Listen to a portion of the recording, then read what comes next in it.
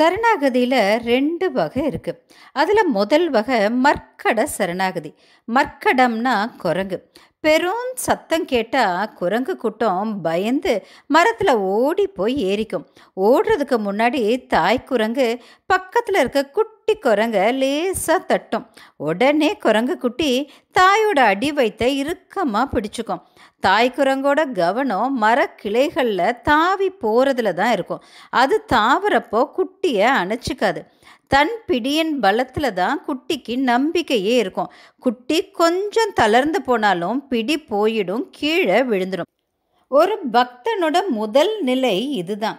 பூஜை, தியானம், தான தர்மம், தவம் மூலமா தன் முயற்சியால, தன் ஆற்றல், தன் செயல்களால் இறைவனை அடைய முற்படுறது.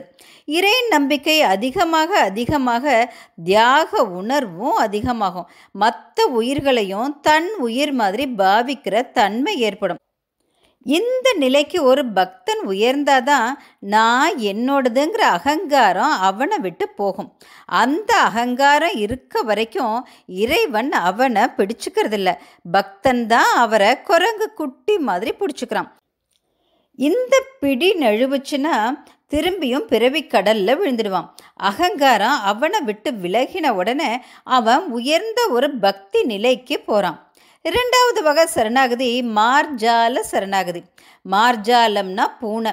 ஒரு சின்ன கஷ்டம் வரும்னு நினச்சா கூட உடனே பூனை அதோட குட்டியை வாயில் கவ்வி எடுத்துட்டு போய் வேற இடத்துல பாதுகாப்பாக வச்சுக்கும். பூனை அதோட குட்டியை அதுக்கு வலிக்காத மாதிரி அதோட வாயிலேயே கவ்வி தூக்கிட்டு போகும். இங்கே குட்டியோட முயற்சி எதுவுமே இல்லை. அது முழுசாக தாய்கிட்ட சரணடைஞ்சிருச்சு. பூனைக்குட்டிக்கு தன்னோட பலம், தன்னோட வலிமைங்கிற நினப்பு எதுவுமே இல்லை. எனக்கு எதுவுமே தெரியாது, எனக்கு எது தேவைன்னு தெரிஞ்ச நீ தான் எனக்கு கதின்னு தாய்கிட்ட அடங்கிடுது. தாய்ப்பூனை அதை தன்னோட பாதுகாப்பாக வச்சுக்குது. இதுதான் முழுமையான சரணாகதி.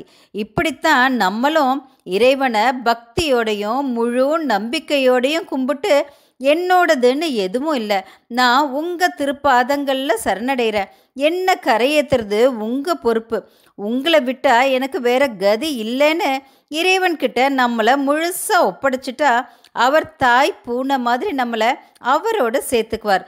திரும்பியும் பிறக்காமல் காப்பாற்றுவார்.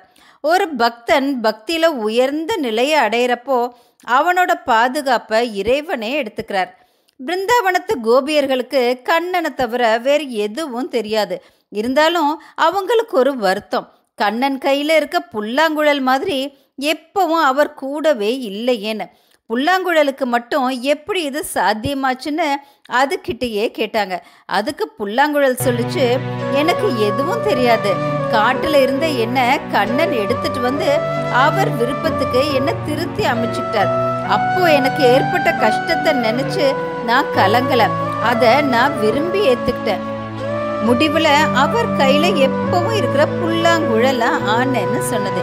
இப்படி நம்மளும் கண்ணன் கையில் இருக்க புல்லாங்குழல் மாதிரி பூனை குட்டி மாதிரி நான் என்னோடது, ஏன் பலம், ஏன் திறமைங்கிற அகங்காரத்தை விட்டுட்டு இறைவனே கதி, எனக்கு எதுவும் தெரியாதுன்னு அவர் திருப்பாதங்களில் சரணடையணும். மார்க்கண்டேயன் ஈசனை சரணடைஞ்சார். யமதர்மரோட பாச கயிறிலிருந்து தப்பிச்சு என்றும் 16ங்கிற வரத்தை வாங்கினார். கஜேந்திரன்கிற யானை தன் பலத்தை நம்பிட்டு இருந்தவரை அதனால் கஷ்டத்திலிருந்து தப்பிக்க முடியல.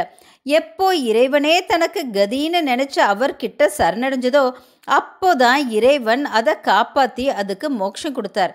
நமக்கு எல்லாம் தெரியும், நம்மளால் எதையும் செய்ய முடியும்னு நினச்சோம்னா நம்மளால் இறைவன்கிட்ட சரணடைய முடியாது.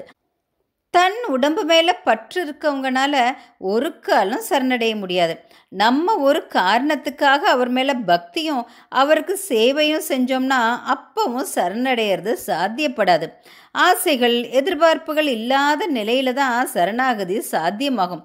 இறைவன் நம்மளை பார்த்துக்குவார், நம்மளை வழி நடத்துவாருங்கிற முழு நம்பிக்கை இருந்தால் தான் சரணாகதி ஏற்படும்.